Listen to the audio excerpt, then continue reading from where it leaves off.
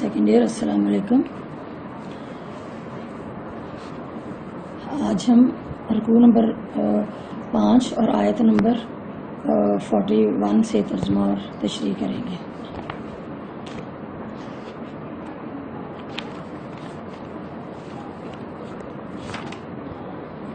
بسم اللہ الرحمن الرحیم.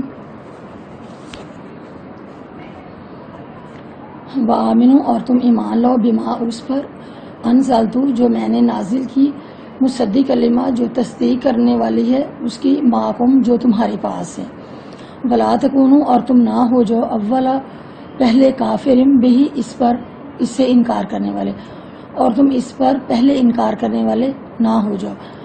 ولا تشترو اور تم نہ بیچو بھی آیاتی میری آیات کو اور تم میری آیات کو نہ بیچو سامنن کلیلہ تھوڑی قیمت کے عوض. وَإِيَّ يَفْتَقُونَ پس تم مجھے سے ڈرو اور تم مجھے سے ڈرو. وَلَا تَلْبِسُوا الْحَقَّ اور تم نہ ملاؤ الحق حق کو بالباطل باطل کے ساتھ اور تم حق کو باطل کے ساتھ نہ ملاؤ.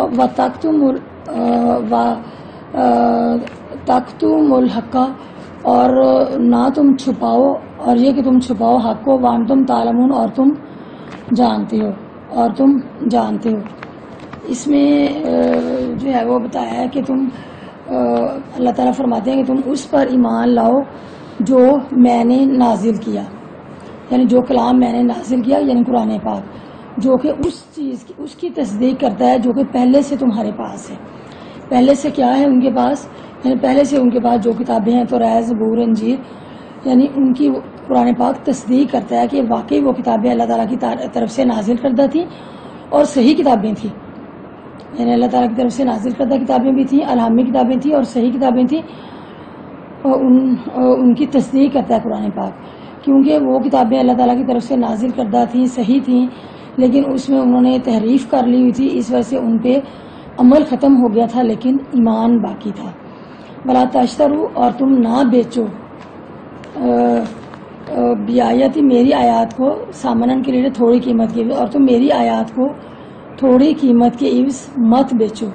وَإِيَّ يَفْتَقُونَ پس تم مجھے سے ڈرو اور تم مجھے سے ڈرو. اس میں دیکھیں کہ قرآن پاک ایسی کتاب ہے جو کہ سابقہ ساری کتابوں کی تصدیق کرنے والی ہے. یعنی پہلی کتابوں کی تصدیق کرتا ہے کہ پہلی کتابیں تھیں اللہ تعالیٰ کی طرف سے نازل کردہ تھیں اور وہ صحیح کتابیں تھیں، اس میں کسی تحریف کی کوئی گنجائش نہیں تھی، لیکن انہوں نے اس میں بہت تبدیلیاں کر لیں. انہوں نے اتنی تبدیلیاں کی انہوں نے ہر جو چیز حرام تھی اس کو حلال میں تبدیل کر لیا، اور لوگوں نے اس کو انہوں نے چند روپے کمانے کے لیے بیچنا شروع کر دیا اور لوگوں نے خریدنا شروع کر دیا کہ یہ تو بہت اچھی کتاب ہے، اس میں احکامات تو بڑے ہمارے مزاج کے مطابق ہیں اور بڑی اس میں جو ہے وہ چیزیں حلال کر دی ہیں جو کہ قرآن پاک میں حلال ہیں، وہ انہوں نے اس میں تبدیلیاں کرنی شروع کر دی. یہ تو کتابیں بڑی اچھی ہیں، یہ اس میں تو ساری چیزیں ہمارے مزاج کے مطابق حلال کر دی. انہوں نے چند روپوں کے عوض ان کو خریدنا شروع کر دیا ان آیات کو، اور کچھ ان کو جو ہے ان میں تبدیلی شروع کر دی، بیچنا شروع کر دیا کہ اس سے چند روپے کما لیں. تو یہ چیز شرعی لحاظ سے بہت غلط تھی کہ اللہ تعالیٰ کی طرف سے نازل کردہ کتابوں میں انہوں نے اپنی مرضی کے مطابق تحریف اور تبدیلی کر لی تھی، یعنی انہوں نے حق کو باطل کے ساتھ ملا دیا تھا. قرآن پاک میں ہے کہ ولا تلبسوا الحق اور تم نہ ملو حق کا حق کو بالباطل باطل کے ساتھ، اور تم حق کو باطل کے ساتھ نہ ملو. وتکتموا الحق اور یہ کہ تم حق کو چھپاؤ وانتم تعلمون اور تم جانتے ہو. اور انہیں حق کو باطل کے ساتھ ملایا. حق کو باطل کے ساتھ یہی ملایا کہ انہوں نے سارے احکامات آپس میں ملا دیے، غلط صحیح کے ساتھ ہر چیز غلط ملا دی اور صحیح کو بھی غلط کر دیا. اور انہیں حالانکہ معلوم تھا کہ اللہ تعالیٰ نے ان سے انبیاء علیہ السلام کے ذریعے سے کن باتوں کا عہد لیا تھا کہ اس میں کوئی تبدیلی نہیں کرنی، لیکن توراۃ میں کافی مقدار میں انہوں نے تبدیلی کر لی اور اس میں احکامات کو تبدیل کر دیا، اپنی مرضی کے مطابق ڈھال لیا، اور جو باتیں اللہ تعالیٰ نے انبیاء علیہ السلام کے ذریعے سے ان تک پہنچائی تھیں انہوں نے ان سب کو جھٹلا دیا. آگے دیکھیں، باقی مسلاطہ اور نماز قائم کرو، واتو زکاتہ اور زکوٰۃ کی ادائیگی کرو. یعنی نماز قائم کرو اور زکوٰۃ کی ادائیگی کرو، ورکعو اور رکوع کرو، مار راکعین رکوع کرنے والوں کے ساتھ۔ اب اس میں بتایا کہ تم نماز قائم کرو اور زکوٰۃ کی ادائیگی کرو اور رکوع کرنے والوں کے ساتھ رکوع کرو۔ اب نماز کا جہاں تک تعلق ہے کہ نماز ہر مسلمان پر فرض ہے۔ اب واقعی مصلاۃ نماز قائم کرو اور وقت کی پابندی کے ساتھ نماز قائم کرو اور زکوٰۃ کی ادائیگی کرو۔ قرآن پاک میں بہت سارے مقامات پہ جو ہے وہ نماز قائم کرنے کا حکم دیا گیا اور ساتھ زکوٰۃ کا بھی حکم دیا گیا۔ کچھ ایسے مقامات ہیں جہاں بھی صرف نماز کا ہی حکم دیا گیا، کیونکہ نماز کے بہت سارے فائدے ہیں۔ نماز انسان میں پابندی وقت کا جذبہ پیدا کرتی ہے، انسان کو برائی سے روکتی ہے، اور اس کے علاوہ ایک دوسرے کا آپس میں احساس کا اور جذبہ پیدا کرتی ہے، اور نماز جو ہے وہ اللہ تعالیٰ سے وابستگی کا ذریعہ ہے۔ اور یہ کہ نماز کے علاوہ زکوٰۃ کا بھی حکم دیا گیا کہ تم زکوٰۃ بھی ادا کرو، اور رکوع کرنے والوں کے ساتھ رکوع کرو، یعنی جو رکوع کرنے والے ہیں اللہ تعالیٰ کے آگے جھکنے والے ہیں ان کے ساتھ جھکو۔ اب صرف یہ نہیں کہ نماز قائم کرو زکوٰۃ نہ دو، نماز قائم کرنے کا حکم دیا گیا جہاں وہاں زکوٰۃ کا بھی حکم دیا گیا، کیونکہ یہ ارکان اسلام میں سے ہے، اور اس کے بغیر انسان کا ایمان مکمل نہیں ہوتا جب تک کہ وہ زکوٰۃ کی ادائیگی بھی نہ کرے۔ تو اس سے زکوٰۃ جو ہے وہ بھی فرض ہے۔ حضرت ابو بکر صدیق نے ایک بار فرمایا تھا کہ اگر کوئی شخص مجھے اونٹ کی رسی بھی جو وہ زکوٰۃ کے طور پہ دیا کرتے تھے وہ کہے کہ ہم نے نہیں دینی، تو میں اس کے خلاف بھی جہاد کروں گا۔ اتامرون الناس، اور کیا تم حکم دیتے ہو لوگوں کو بالبری نیکی کا، وتنسون، اور تم بھول جاتے ہو انفسکم اپنے آپ کو۔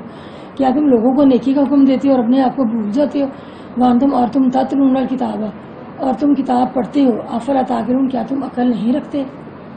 اب اس میں بتایا کہ تم نماز بھی ادا کرو، زکوٰۃ کی ادائیگی بھی کرو، اور رکوع کرنے والوں کے ساتھ رکوع کرو، یعنی جھکنے والوں کے ساتھ جھکو۔ کیا تم لوگوں کو نیکی کا حکم دیتے ہو اور خود بھول جاتے ہو، یعنی اس کو نظر انداز کرتے ہو؟ اس میں یہ بتایا کہ کچھ یہودی علماء ایسے تھے جو کہ دوسروں کو کہتے تھے کہ تم نے ایمان لانا ہے، ایک نبی آئے گا آخری اور اس پہ ہمیں ایمان لانا ہوگا، اس کی پیروی کرنا ہوگی، اس کے احکامات پہ عمل کرنا ہوگا، اور جو کتاب اس پہ نازل ہوگی اس کو بھی ہمیں ماننا ہوگا، اس پہ ایمان لانا ہوگا۔ اور تو کیونکہ توریت میں حضرت محمد صلی اللہ علیہ وسلم کے آنے کے بارے میں ساری نشانیاں موجود تھیں، تو عوام کے سامنے وہ حضرت محمد صلی اللہ علیہ وسلم کی صداقت کا اعلان بھی کرتے تھے اور کہتے تھے کہ اس پہ ایمان لانا ہے ہم نے بھی اور تم نے بھی، لیکن خود اس پہ عمل نہیں کرتے تھے۔ خود ان کے دلوں میں کفر پوشیدہ تھا، خود ان کے دلوں میں تھا کہ ہم نے تو ایمان نہیں لانا۔ ایسے ہی وہ کہتے تھے کہ جب وہ آئے گا تو ایمان لائیں گے بظاہر، لیکن وہ اس پہ عمل کرنے والے نہیں تھے۔ اور نہ ہی جب حضرت محمد صلی اللہ علیہ وسلم تشریف لائے تو نہ وہ آپ صلی اللہ علیہ وسلم پہ ایمان لائے اور نہ ہی آپ صلی اللہ علیہ وسلم پہ اور نہ ہی ان کی کتاب پہ ایمان لائے۔ آگے دیکھیں، واستعینوا بالصبر والصلاۃ، اور مدد طلب کرو صبر کے ذریعے سے، والصلاۃ، اور نماز کے ذریعے سے، اور صبر اور نماز کے ذریعے سے اللہ تعالیٰ سے مدد مانگو۔ وَإِنَّهَا، اور بے شک یہ لَكَبِيرَةٌ بھاری ہے، الا مگر علی الخاشعین، مگر اللہ سے ڈرنے والوں کے۔ اس میں اس آیت میں بتایا کہ تم جو ہے وہ صبر اور نماز کے ذریعے سے اللہ تعالیٰ سے مدد طلب کرو، کہ صبر کے ذریعے سے اللہ تعالیٰ سے مدد مانگو اور نماز کے ذریعے سے اللہ تعالیٰ سے مدد مانگو۔ لیکن ساتھ میں یہ بھی بتا دیا کہ یہ سوائے اللہ تعالیٰ سے ڈرنے والوں کے بھاری ہے، کہ بہت سارے لوگ کہتے ہیں کہ اب نماز پڑھیں، وضو کریں، سردیاں تو ٹھنڈے پانی سے وضو کریں اور پھر نماز پڑھیں، اچھا کوئی نہیں اللہ معاف کرے گا، یہ کہہ کے جان چھڑا لیتے ہیں۔ حالانکہ ایسا نہیں ہے، نماز فرض ہے اور یہ ہر حال میں ادا کرنی ہے، اس کو چھوڑنے کا کوئی جواز نہیں ہے اور نہ اس کو چھوڑنے سے انسان کا چھٹکارا ہے۔ اب یہ دونوں چیزیں جو ہیں صبر اور نماز، یہ اللہ تعالیٰ کی مدد کا ذریعہ ہے، یعنی اللہ تعالیٰ سے اگر مدد طلب کرنا ہے تو صبر اور نماز کے ذریعے سے جو ہے وہ مدد طلب کرو۔ قرآن پاک میں ایاک نعبد و ایاک نستعین، ہم صرف تیری ہی عبادت کرتے ہیں اور تجھی سے ہی صرف مدد مانگتے ہیں. یعنی اگر ہمیں مدد مانگنا ہے اللہ تعالیٰ سے تو ہم اس کے لیے صبر سے کام لیں، صبر کو نہ چھوڑیں اور نماز کے ذریعے اور صبر کے ذریعے سے اللہ تعالیٰ سے مدد طلب کریں. کیونکہ صبر جو ہے یہ بھی اللہ تعالیٰ سے اللہ تعالیٰ کی مدد کا ذریعہ ہے کہ اللہ تعالیٰ صبر کرنے والوں کی مدد فرماتے ہیں کہ کیونکہ صبر کے لغوی معنی ہے روکنے کی، یعنی اپنے آپ کو روکنے کی. اگر کوئی مجبوری ہو، کوئی آپ کو تنگ کرتا ہے یا کسی نے آپ کے ساتھ زیادتی کی ہے تو اس کا بدلہ زیادتی کے ساتھ نہیں لینا، اس کے ساتھ زیادتی نہیں کرنی، اس کے لیے صبر سے کام لینا، اسے انتقام نہیں لینا، بلکہ ہمت اور عزم اور استقامت سے ان تمام مشکلات اور مصائب کا مقابلہ کرنا اور صبر سے کام لینا، اور جو بھی اسلام کی راہ میں مشکلات پیش آئیں ان کو برداشت کرنے کا نام صبر ہے. سورہ بقرہ میں ہے ان اللہ مع الصابرین، کہ بے شک اللہ تعالیٰ صبر کرنے والوں کے ساتھ ہے. یعنی بے شک اللہ تعالیٰ صبر کرنے والوں کے ساتھ ہے. مراد سے یہ ہے کہ اللہ تعالیٰ جو ہے وہ صبر کرنے والوں کی مدد فرماتی ہے، یعنی ان کے ساتھ ہے اللہ تعالیٰ. انسانی شخصیت کی تعمیر اور کردار کی تشکیل میں صبر کو بہت زیادہ اہمیت ہے. اس کا شمار اعلیٰ صفات میں ہوتا ہے. اب دیکھیں کہ صبر کی مثال ایک ایسے کڑوے درخت کی مانند ہے جس کا پھل نہایت شیریں ہوتا ہے.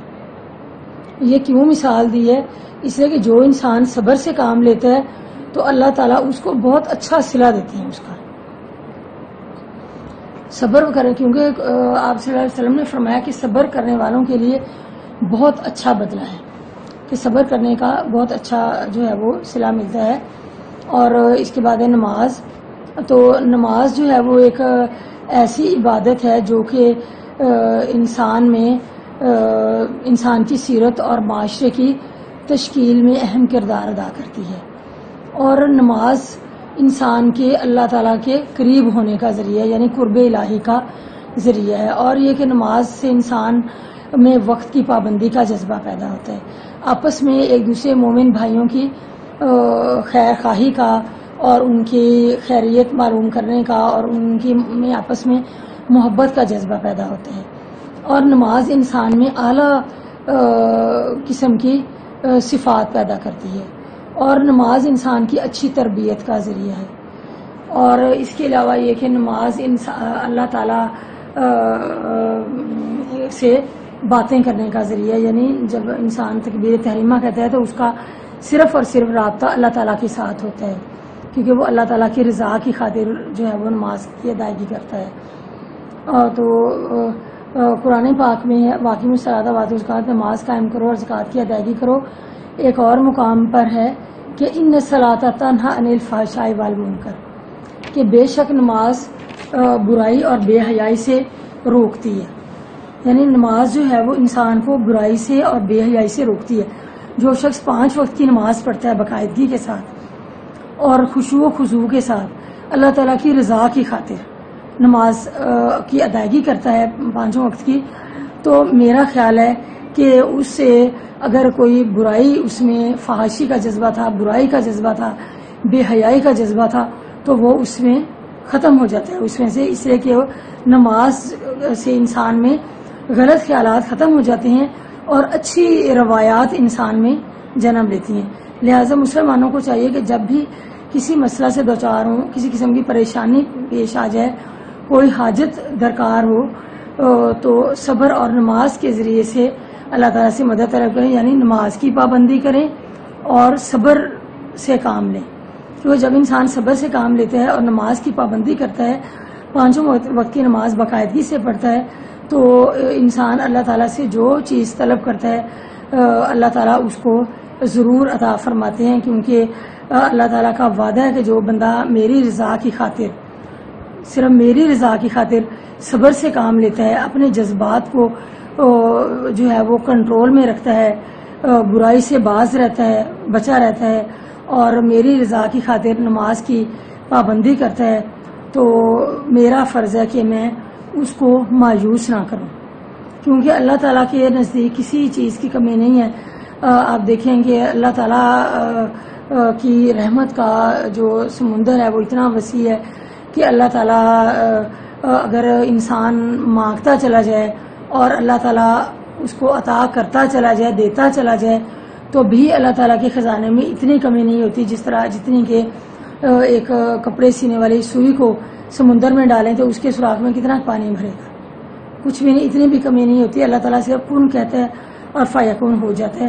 تو یہ اس کے بعد یہ بتایا ہے کہ اس آگے آیت میں کہ بے شک وہ لوگ اللہ سے ملنے والے ہیں اور اسی کی طرف پلٹ کر جانے والے ہیں، یعنی یہی لوگ جو اللہ تعالیٰ سے ڈرنے والے ہیں، نماز کی پابندی کرنے والے ہیں، زکوٰۃ کی ادائیگی کرنے والے ہیں، صبر سے کام لینے والے ہیں، تو ان کے بارے میں فرمایا گیا کہ وہ اللہ تعالیٰ سے ملنے کے امیدوار ہیں، کہ وہ اللہ تعالیٰ سے ملیں گے قیامت کے دن، اور یہ کہ انہوں نے اللہ تعالیٰ سے ملاقات کرنی ہے، ملنا ہے، اور اسی کی طرف ان کا یقین ہے اس بات پہ، عقیدہ ہے اس بات پہ کہ انہوں نے اسی کی طرف پلٹ کر جانا ہے، اور اپنے عمل تمام تر اعمال کے لیے انہوں نے اللہ تعالیٰ کے سامنے جواب دہ ہونا ہے۔